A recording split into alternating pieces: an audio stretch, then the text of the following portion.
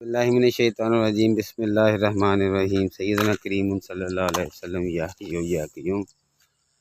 दोस्तों ये साजिद तारड़ दे field 45 spray करवाई सी गैंगवी दी 130 सीसी टैंकी च पवा कराई सी। अच्छा मज़ेदारी दी गल ये सी भी स्प्रे करा के ते जदों असीं निकले हाँ ठीक 1.5 घंटे बाद ते बारिश पई ते 3 ਤੋਂ 4 घंटे च बारिश पई। और यह फील्ड का मंजर चेक करो, ये इट सेट ते डीला जिहड़ा ना जी यह तकरीबन ख़त्म हो रहा।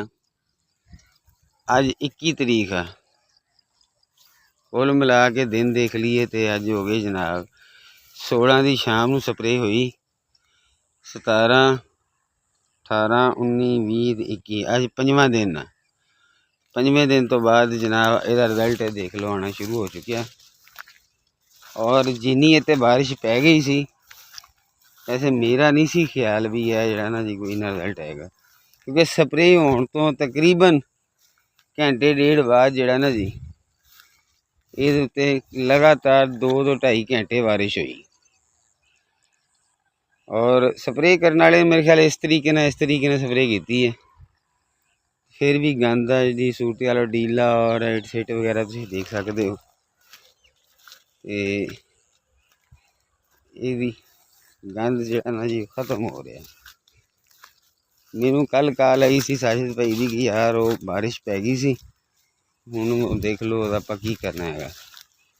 मैं कहा चलो अगले कल सवेरे सवेरे जो ना जी अपन नज़र मार लेंगे। और यह तुहाडे सामने फील्ड मकई जी है ना जी वो नीवी आ तो गंद उच्चा वा, तो ये गैंगवी की स्प्रे जी करवाई गई है वो करवाई गई है जनाब 130 सीसी टैंकी।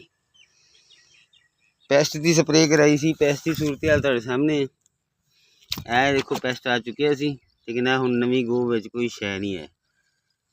तो इस दानेदार पावांगे, खैर किते किते पेस्ट है भी है, जिथे किते स्प्रे मिस हुई ना तो पेस्ट है भी है। दानेदार जहर पवाने, दानेदार जहर पवाने तो गंद की सूरत हाल कोई कंट्रोल च है। अज 5वां दिन स्प्रे की गंद वाले दी। मेरा वैसे जाती ख्याल जरा ये है कि जिस तरीके ने गंद हजे है ना सड़ रहा, स्प्रे करने वाले ने जरा जी थोड़ी नैगलीजेंसी की है कि आ देखो आ सड़ गई आ रह गई। वो जो फुहारा लैके वो इस तरह फिरते ना जी, इस तरह हुण जिहदे ते इदां फुहारा पिया, इधरों ऐ गया इधरों ऐ आ गया, यह जगह रह गई है, यह भी सड़ गई, यह भी सड़ गई, इतों मुड़ के फुहारा ऐ गया, यह सड़ गई, यह सड़ गई। यह देखो इट सेट ये 3-4 दिन असीं मजीद देखांगे। 3-4 दिन अगर ये मजीद सड़ गई वैल एंड गुड, नहीं तो फिर उत्ते अल्ट्राजीन की स्प्रे करा दें, क्योंकि है इट सेट ही ज़्यादा। देखो ना सारी लैन सड़ी गई, यह सारी लैन ही सड़ी गई, यह भी सारी लैन सड़ी गई।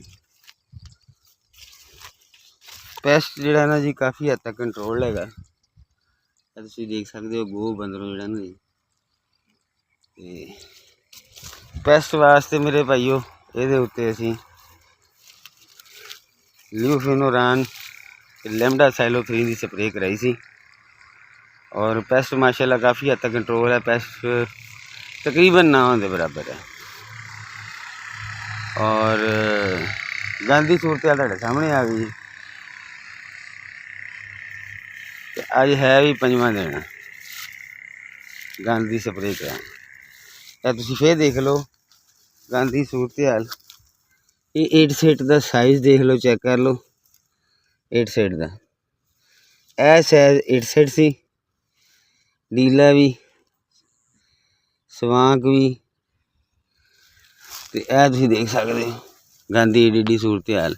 मकई देख सकते हो, मेरे हाथ तो हिसाब लगा लो तुम मकई की तकरीबन जोड़े ना जी 2 गिठ मकई है और ओडा ओडा ही गंद है, 2 गिठ का ही तुम गंद लगा सकते हो। तो ये जनाब स्प्रे करन तो तकरीबन घंटे डेढ़ बाद इतने अच्छी खासी बारिश हुई और 2-2.5 घंटे की बारिश हुई। अज 5वां दिन है, ये आप देख रहे हैं रिजल्ट। बाकी अल्लाह खैर करेगा, अल्लाह तआला आसानियाँ तकसीम करने की तौफीक इनायत फरमाए मैनू भी तुहानू भी। अगर तुहानू मेरी वीडियो अच्छी लगी है इन्हू प्लीज़ लाइक और शेयर कर देना और मेरे चैनल को सब्सक्राइब कर देना। जज़ाकल्लाह।